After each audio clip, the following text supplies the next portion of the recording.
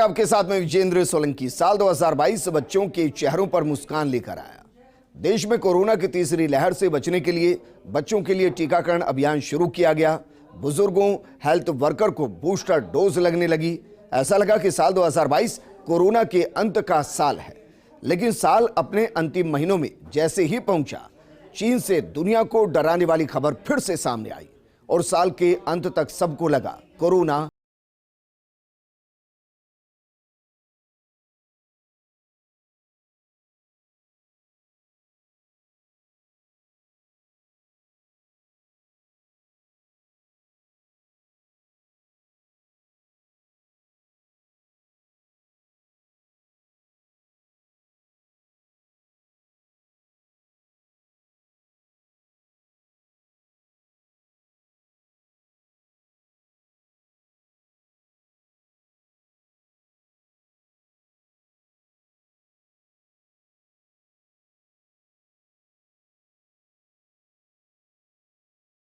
Case आया।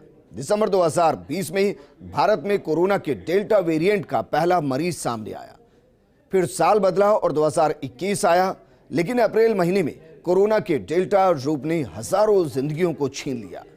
2022 की शुरुआत से पहले आखिरी महीने में 2 दिसंबर को भारत में कोरोना के ओमिक्रॉन वेरिएंट की पहले मरीज का पता चला। हालांकि हालात पहले जितने गंभीर नहीं थे। सबने सोचा कोरोना से छुटकारा मिल जाएगा, लेकिन साल के अंत में फिर से कोरोना ने दस्तक दी थी। ये रिपोर्ट देखिए। जब दुनिया अपनी ताकत के गुरूर में चूर थी, तो कुदरत ने उसे आईना दिखाने की तैयारी की और कोरोना के रूप में मौत के वायरस को सक्रिय कर दिया। चीन से निकला तबाही का जन देखते ही देखते पूरी दुनिया में फैल गया और दुनिया भर की ताकतों को 2 साल तक लॉकडाउन में जीना पड़ा। आलम यह हुआ कि ताकत के नशे में चूर शक्तिशाली देश इस वायरस से बोनेपन का एहसास करने लगे। लेकिन साल 2022 की शुरुआत दुनिया भर में कोरोना की दूसरी लहर के खत्म होने और तीसरी लहर की शुरुआत के साथ हुई। सबको लगा कोरोना फिर से तबाही मचाएगा, लेकिन वैक्सीन की डोज ने सबके चेहरे पर मुस्कान लौटा दी। साल बीतता गया और दुनिया इस मंजर से उबरने लगी। लेकिन फिर आया दिसंबर 2022। साल का अंत चीन में कोरोना की नई लहर के साथ हुआ। सावधानी और सतर्कता के बीच कोरोना ने फिर से साल के अंत में दस्तक दे दी। एक बार फिर कोरोना के कारण विश्व में हाहाकार मचना शुरू हो गया। चीन के इन्फेक्शन ने दुनिया को टेंशन देना शुरू कर दिया। एक बार फिर से वायरस के बादल ऐसे उमड़ रहे हैं जैसे कोई काल के बादल घूम रहे हैं, जैसे पूरी धरती पर विनाश की बारिश करने को आतुर हो, या फिर कहें तो एक बार फिर से जैविक युद्ध वर्ल्ड वॉर में तब्दील होने की तैयारी कर रहा। साल के अंत में चीन से भयावह तस्वीर आने लगी।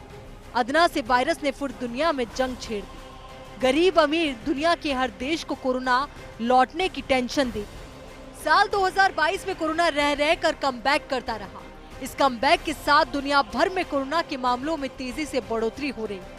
WHO की रिपोर्ट माने तो कोरोना की शुरुआत से लेकर अब तक दुनिया भर में कोरोना से 66,45,000 लोगों की मौत हुई। इसके अलावा कोरोना के 64 करोड़ 90 लाख मामले भी सामने आए। दुनिया के इन कोरोना के मामलों में अकेले अमेरिका में 9 करोड़ 85 लाख कुल मामले सामने आए। वहीं इस दौरान यहाँ 10,77,000 लोगों की मृत्यु भी हो गई। भारत में अब तक कोरोना के कुल 4 करोड़ 46 लाख मामले सामने आए, तो वहीं 5,30,000 लोग काल के ग्रास बन गए। इसी तरह फ्रांस भी कोरोना के साए से बुरी तरह जूझा।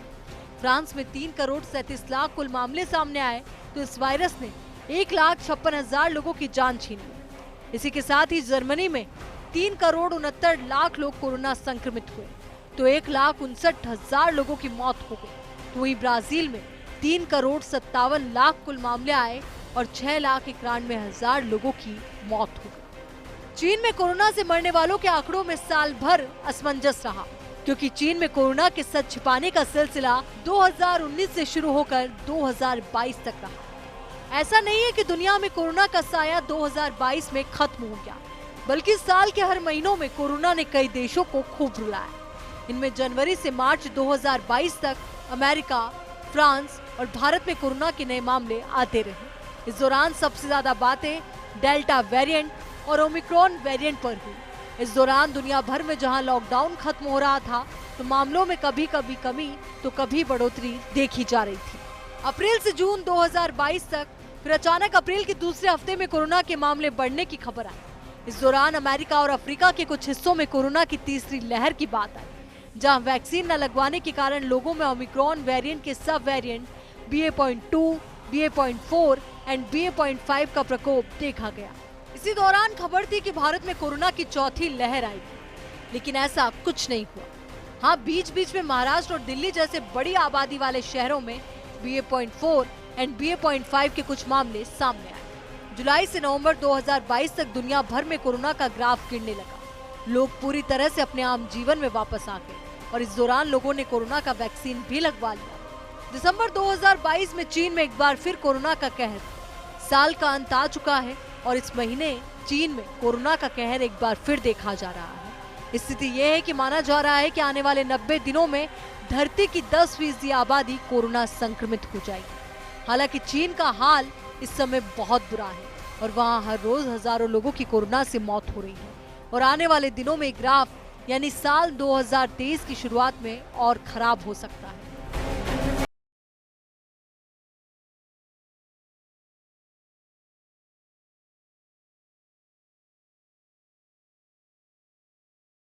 साल के आखिरी महीने में चीन से दुनिया को डराने वाली तस्वीरें सामने आ रही हैं। यहां लोगों को अस्पताल में बेड नहीं मिल रहे तो मजबूरी ऐसी हुई कि सड़कों पर ही रस्सी बांधकर लोगों को ड्रिप लगाई जा रही है। वहीं कब्रिस्तान के बाहर तो मृतकों के परिजनों की लंबी लंबी कतारें लगी हैं। ये रिपोर्ट देखिए। जिनपिंग का आतंकी हथियार एक बार फिर से दस्तक दे रहा है। दुनिया को हिला देने वाला वायरस अब एक बार फिर से चीन में तेजी से फैल रहा है। इस वायरस के प्रसार से चीन कांप उठा है। शंघाई से लेकर जिनपिंग की राजधानी बीजिंग तक ऐसा कोहराम मचा है कि लोग त्राहिमाम कर रहे हैं। जिससे चीन को जिनपिंग ने बेड़ियों में कैद करके रखा, जिससे चीन को जिनपिंग ने सख्ती के सुरक्षा कवच में बंद करके रखा, वहां जरा सी ढील होते ही कोरोना ने ऐसे पैर पसारी कि हर गली हर घर तक संक्रमण के शिकार लोग दिखाई दे रहे हैं। ये वायरस अब चीन में तबाही मचाने के बाद दुनिया में भी पैर पसारने की तैयारी कर रहा है। दुनिया में दस्तक देने को कोरोना वायरस फिर से तैयार हो गया। ड्रैगनलैंड यानी कि चीन की वो सरजमीन जो पिछले कई दिनों से कोरोना से लड़ रही है, अब घोस्ट टाउन बन चुकी है। यहाँ सड़कों पर लाशें हैं, कब्रिस्तान में दफनाने वालों की भीड़ लगी है। बताया जा रहा है कि चीन में अगले कुछ महीनों में 80 करोड़ लोग कोरोना संक्रमित हो सकते हैं। लंदन की global health intelligence company Airfinity ने तो यहाँ तक कह दिया कि चीन में जीरो कोविड पॉलिसी खत्म होने के बाद 21 लाख मौतें हो सकती हैं। वहीं एयरफिनिटी ने इसकी वजह चीन में कम वैक्सीनेशन और एंटीबॉडीज में कमी को बताया। चीन में संक्रमण के हालात 2020 की याद दिला रहे हैं। अस्पतालों में सभी बेड भरे हुए हैं, मेडिकल स्टोर्स में दवाएं खत्म हो रही हैं। मरीज इलाज के लिए डॉक्टर के सामने गिड़गिड़ाते दिखाई दे रही हैं। बच्चों को बुखार आ रहा है तो मां आलू से उतारने की कोशिश कर रही है। चीन में कोरोना से इतनी मौतें हो रही है कि अब वहां अंतिम संस्कार की जगह कम पड़ गई। कई शहरों में सामूहिक अंतिम संस्कार शुरू हो गए। कब्रिस्तान के बाहर लाश दफन करने के लिए लोग लाइन लगा रहे हैं। बीजिंग के सबसे बड़े शमशान में तो 24 घंटे अंतिम संस्कार हो रहे हैं। चीन में कोरोना वायरस की 6th वेव तेजी से फैल रही है। नया वेरिएंट BF.7 से मौत का आंकड़ा लगातार बढ़ रहा है। एक्सपर्ट के मुताबिक ये ओमिक्रॉन का सबसे खतरनाक म्यूटेशन है। ये शक्तिशाली वेरिएंट पहले संक्रमित हो चुके लोगों, फुली वैक्सीनेटेड लोगों या दोनों को ही बीमार बना रहा है। ये जल्द ट्रांसफर होता है और लक्षण भी पुराने कोरोना वेरिएंट्स के मुकाबले जल्दी सामने आ जाते हैं। दावा किया जा रहा है कि चीन में एक मरीज संक्रमित होने के बाद 18 लोगों को संक्रमित कर रहा है। BF.7 से संक्रमित होने वाला एक मरीज औसतन 10 से 18.6 लोगों को एक बार में इन्फेक्ट करने में सक्षम है। शायद यही वजह है कि चीन में कोरोना केसेस दिनों में नहीं बल्कि घंटों में दोगुने हो रहे हैं। जापान, दक्षिण कोरिया और फ्रांस में एक हफ्ते में सबसे ज्यादा केसेस सामने आए। वहीं वर्ल्डोमीटर.info के डेटा के मुताबिक एक हफ्ते में दुनिया में कोरोना के 34,84,000 मामले सामने आए। वहीं 9,928 लोगों की मौत हो गई। चीन में 7 दिन में 15,548 केस और 7 मौतें रिपोर्ट की गई। हालांकि एक्सपर्ट्स को आशंका है कि सही आंकड़ा छुपाया जा रहा है। उन्होंने दावा किया कि मरीजों की संख्या कई गुना ज्यादा है। बताया जा रहा है कि चीन में जीरो कोविड पॉलिसी खत्म होने के बाद कोरोना ने रफ्तार पकड़ ली। वहीं अमेरिका के institute of health matrix and evolution ने दावा किया कि चीन में अप्रैल की शुरुआत में कोरोना का पीक आएगा। उस समय तक मौतों की संख्या 3,22,000 तक पहुंचने की आशंका है। वहीं अमेरिकी साइंटिस्ट एरिक फेगल-डिंग ने चेतावनी देते हुए कहा कि 90 दिन में चीन की 60% आबादी यानी करीब 80 करोड़ लोग कोरोना से संक्रमित होंगे। Bureau report, first India news.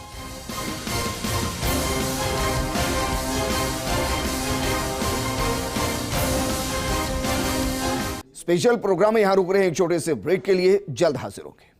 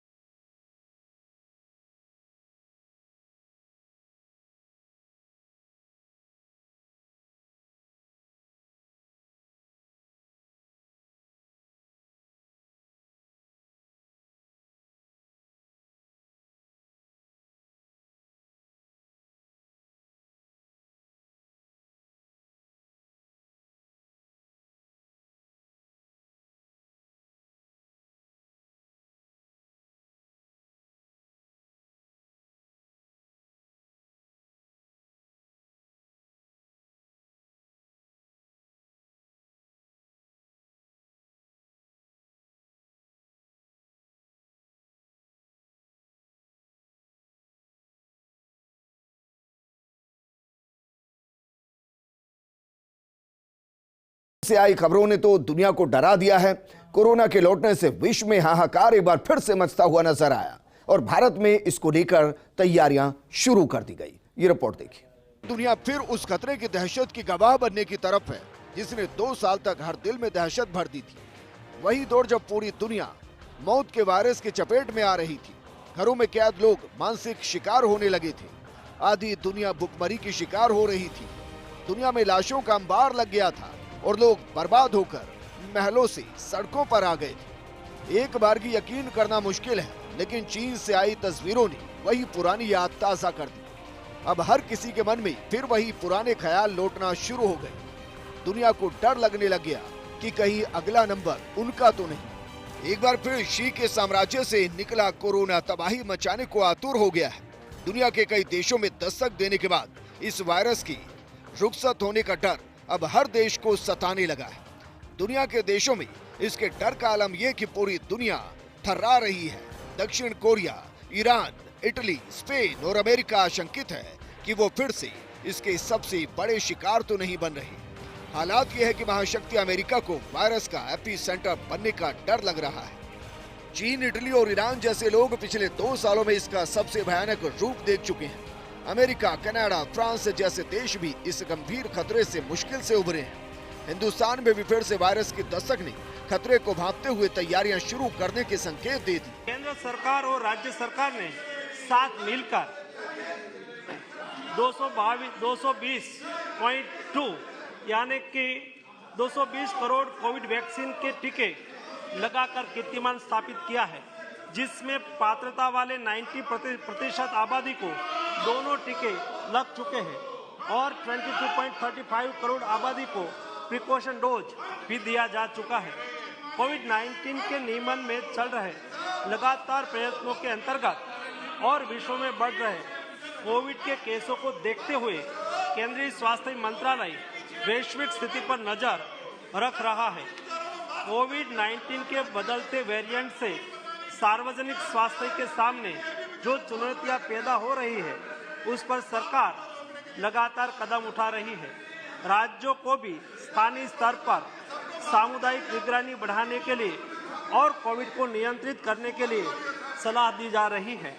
राज्यों को जीनोम सीक्वेंसिंग बढ़ाकर सभी पॉजिटिव केसों का जीनोम सीक्वेंसिंग करने की सलाह दी गई है, जिससे अगर देश में कोई नया वेरिएंट आता है तो समय से उनकी पहचान कर सार्वजनिक स्वास्थ्य के लिए कड़ा कदम उठाया जा सके। आने वाले त्योहार और नए साल को ध्यान में रखते हुए राज्यों को सतर्क रहकर लोगों का मास्क पहनना, हैंड सैनिटाइजर करना, रिस्पायरेटरी हाइजीन का ख्याल रखना और सामाजिक दूरी बनाए रखने की जागरूकता लानी चाहिए।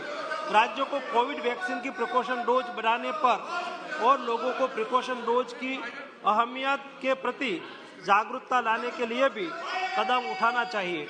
अंतर्राष्ट्रीय हवाई अड्डे पर विदेश से आने वाले हवाई यात्रियों के 2% कोविड RT-PCR रैंडम सैंपलिंग भी आज शुरू कर दी गई है। दरअसल देश में पिछले 2 दिनों से स्वास्थ्य मंत्रालय में बैठकों का दौर शुरू हो गया। देश की संसद में मास्क अनिवार्य कर दिया गया। दोनों सदनों में मास्क अनिवार्य किया गया। सदन में आने के लिए मास्क लगाना होगा। सैनिटाइजर का इस्तेमाल करने की सलाह। सांसदों को सोशल डिस्टेंसिंग की भी सलाह दी है। इस महामारी के प्रति संसद के दोनों सदनों में सदस्यों से कोविड प्रोटोकॉल अपनाने को कहा गया। महामारी के खतरे के प्रति सचेत और सक्रिय रहने की जरूरत बताई गई। चीन में मचे हाहाकार के बाद भारतीय संसद अलर्ट मोड में आ गई। कोरोना संक्रमण पर देश को संदेश देने के लिए दोनों सदनों के सभापति और पीएम मोदी मास्क लगाकर संसद पहुंचे थे। उनके अलावा बीजेपी और विपक्ष के कई सांसद भी मास्क लगाए नजर आए। इसी के साथ ही प्रधानमंत्री मोदी की तरफ से हाई लेवल रिव्यू मीटिंग बुलाई गई। गृह और स्वास्थ्य मंत्रालय के मंत्री और अधिकारियों समेत नीति आयोग के सीईओ और सदस्यों के साथ ये बैठक तकरीबन 2 घंटे चली। यही वजह कि एक बार फिर से खतरे की घंटी बजना शुरू हो गई और इसलिए आशंकित है कि कहीं फिर से वो दिन ना लौट आए। Bureau report, first India news.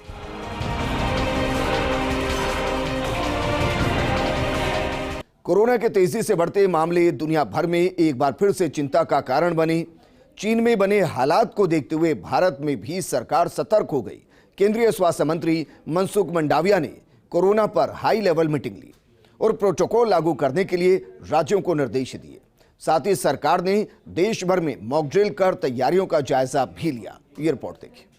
चीन में आतंक मचा रहे कोरोना ने दुनिया में पांव पसारना शुरू कर दिया है। अब तक वायरस को दूर रखने में कामयाब हिंदुस्तान इस बार पहले ही सतर्क हो गया है। एक और चीन के वुहान से निकला कोरोना नाम का ये मृत्यु दूत पूरी दुनिया के लिए खतरा बन चुका है। तो भारत पहले से खतरे को भांपते हुए फुल प्रूफ तैयारियों में जुट गया है। कोरोना कहे या कोविड-19, ये खतरा पूरी दुनिया पर हावी हो रहा है। चीन जब पूरी तरह से कोरोना से जूझ रहा है तो भारत भी इससे सतर्क होने को हाई लेवल मीटिंग कर रहा है, क्योंकि भारत इस बार कोई खतरा नहीं चाहता। पिछली बार कोरोना से बचने के लिए लगाए लॉकडाउन के कारण जो नुकसान हुआ, भारत अब फिर से वैसा मंजर नहीं चाह रहा। यही वजह है कि केंद्र सरकार ऐसी कोई स्थिति ना बने, इसके लिए तमाम तैयारियां करना शुरू कर चुकी है।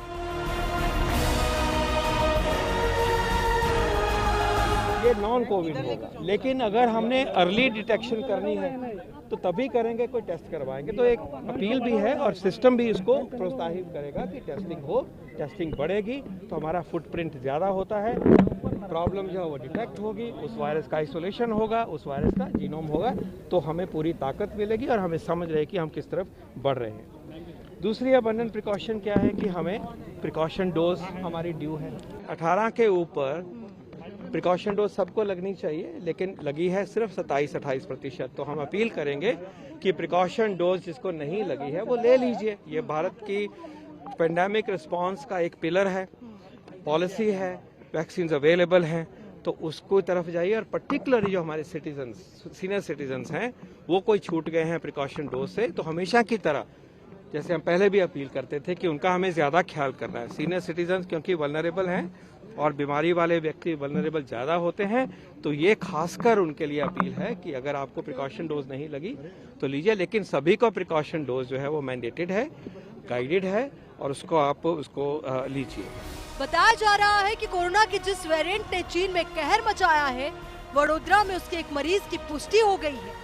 यही वजह है कि केंद्रीय स्वास्थ्य मंत्री मनसुख मांडविया ने नीति आयोग और विशेषज्ञों के साथ हाई लेवल मीटिंग की और इस बैठक में कोरोना रोकने के लिए ठोस इंतजामों पर चर्चा की गई। वहीं गुजरात में 2 और मामले ऐसे सामने आए जिनको लेकर कहा जा रहा है कि वे भी BF7 से संक्रमित हैं, लेकिन अभी तक इसकी पुष्टि नहीं की गई और सैंपल को आगे जांच के लिए भेज दिया गया।